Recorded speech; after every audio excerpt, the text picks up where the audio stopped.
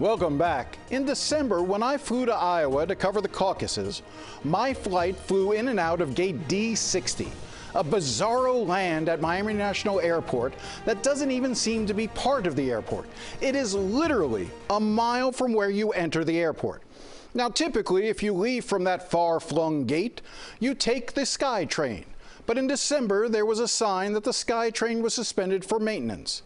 That was the word, maintenance. Now, to me, maintenance suggests something routine that will be easily and quickly resolved. So a month later, imagine my surprise when I flew to Tallahassee and I had to trek once again to the hinterlands of gate D60, and it was still suspended for maintenance.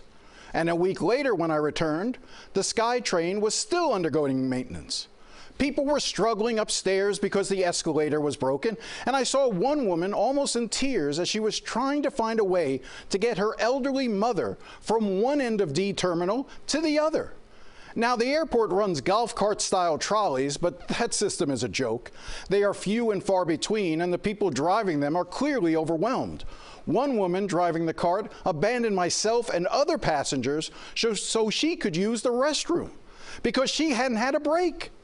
So then I started looking around and I noticed other escalators were broken and elevators were out of service and the moving walkways were down.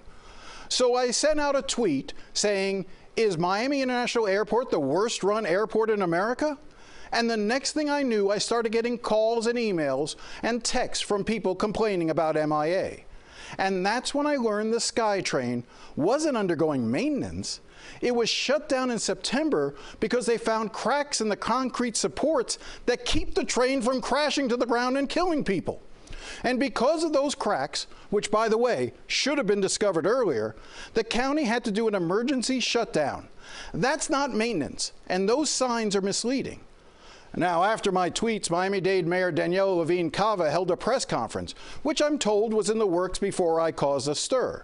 And the mayor seemed really eager to make that point at the start of her press conference. I want to be very clear. We are not here today because of a few tweets. We are not here because of a couple of escalators or elevators.